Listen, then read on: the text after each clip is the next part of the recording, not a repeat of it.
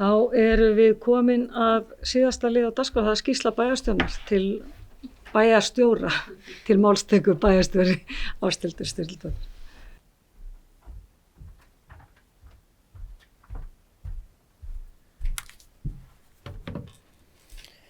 Forseti ágætu bæjarfulltrúar, ætla að fara hérna aðeins yfir þau verkefni sem hafa verið helst á döfinu undanfarið. Nú í lok nóvember þá voru áhugaverðir fundir sem snúa að atvinnulífi bæði á Akureyri og í næsta nágrenni. Þar vil ég fyrst nefna vandaðan fund tækifæri og uppbyggingu á Bakka sem fram fór á Húsavík og fjölsóttan málefnafund á vegum viðskiptaráðs sem fór fram í Drift EA. Þar sem uppbygging, skattar og skyldur voru til umfjöllunar á mjög hressilegan máta. Og það var gaman að sjá hversu vel var mætt á þessa fundi þegar voru haldnir á sama degi.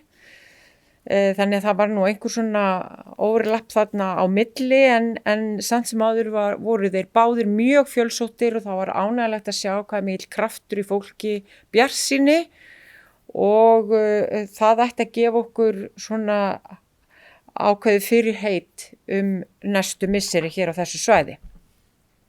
Nú það var gleðilegt að undirrita samning við Minjasafnið á Akureyri áframhaldandi umsjón með rekstri og faglegu starfi skáldahúsanna, Davíðshús og Nonnahús og það gerði ég fyrir hönd sveitarfélagsins og gildir þessi samningur til ársins 2028. Við erum dálítið rík að eiga svona fín skáldahús, þessi 3 skáldahús sem við eigum, megum ekki gleyma Sigurhæðum líka. Nú mánaðamótin sótti ég ásamt góðum hópi fólks ráðstefnu í Kaupmannahöfn undir yfirskriftinni Aging is Living, Building Age-Friendly Communities in the Nordic Baltic Region. Þarna var fjallað þetta málefni út frá skipulags- og framkvæmdahlið og velferðar- og félagslegri hlið. Auk þess kynnti hópurinn sér sérstaklega lífsgæðakjarna og borgarhönnun eða bæjarhönnun, hönnun á nýju hverfi í úthverfi Kaupmannahafnar. Nú við erum farin að vinna úr gögnum ráðstefnunar og skoða sérstaklega hvernig við getum nýtt okkur þarna þetta góða efni sem þar kom fram og það var margt mjög áhugavert sem við lærðum og það voru bæði félagsþjónustan og velferðarhluti hjá okkur og skipulagssviðið sem það var fulltrúar frá velferðarsviði, fræðslu- og lýðheilsusviði og skipulagssviði sem fóru þarna. Nú ég tók á móti Erik Vilstrup Lorentzen sem danski sendiherrann á Íslandi þegar hann kom og tók þátt í að kveikja ljósin og jólatrén á Ráðhústorgi. Það var brunagaddur og yndislegt veður á jólatorgin okkar sem nú í annað sinn og opið allar helgar fram að jólum. Ég held að við séum bara að gera dálítið gott til að færa líf á Ráðhústorgið aðvendunni og þetta svona fyrstu skrefin og ég held að við munum bara þróa þetta verkefni áfram og gera það enn öflugra og skemmtilegra og skapa þannig skemmtilega stemningu í bænum með miklum skreytingum og góðu lífi og það það sem fólkið að leita eftir. Það allir að leita eftir lífi og skemmtilegri stemningu á aðvendunni. Nú ég satt fund almannavarnar í umdæmi lögreglustjórans á Norðurlandi eystra og í síðustu viku og í framhaldinu var fundur sveitarstjóra á svæðinu og lögreglu og þar meðal annars fengum við að sjá hvernig lögregludrónin virkar í reynd og ég held að það veri áhugavert fyrir bæjarfulltrúa að fá að sjá það sömuleiðis. Ótrúleg tæki sem ég held að muni vera mjög mikið til aðstoðar þegar þarf að senda fyrsta viðbragð af stað. Nú það var ánægilegt að fagna með starfsfólki okkar í Glerárgötu 26 þar sem velferðarsvið og fræðslu- og lýðheilsusvið til húsa og þar hafa verið gerðar miklar endurbætur síðasta árið. Ég ætla að vona að starfsfólkin okkar muni líða vel í þessu umhverfi og við getum tekið enn betur á móti þeim bæjarbúum sem þurfa á þjónustu sveitarfélagsins að halda og ég hvet ykkur endilega til þess að heimsækja Glerárgötuna.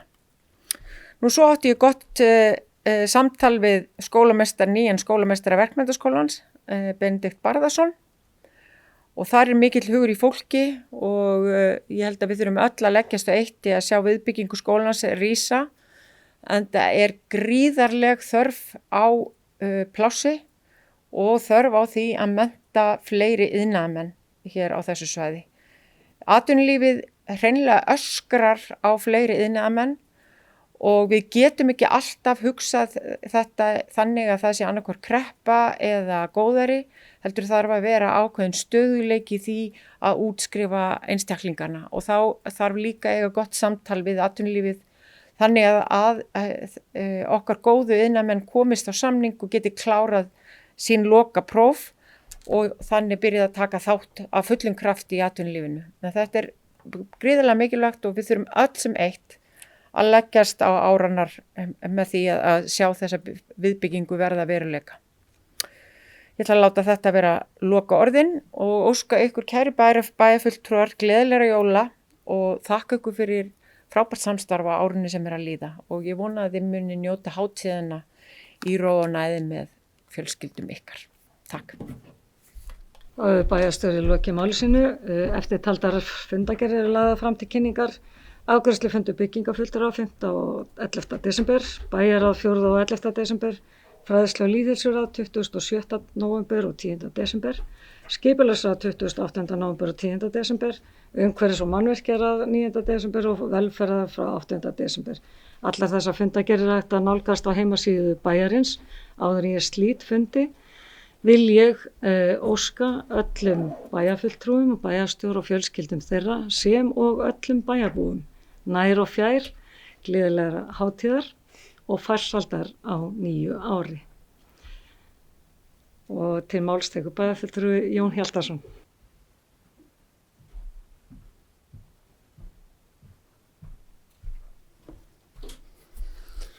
Forseti, aðrir bæjarfulltrúar. Það mér mikið ánægju efni að taka undir jólaóskir okkar ágæta forseta og óska henni og hennar fólki sömuleiðis gleðilegra jóla og ánægjulegra stunda á milli jóla og nýjárs og verulega góðrar byrjunar á nýju ári. Takk kærlega fyrir góða stjórn og hugulegheit þetta árið við mig og aðra. Takk. Takk fyrir það og þá slít ég fundi 28 mínútur yfir 5. Takk fyrir góðan fund.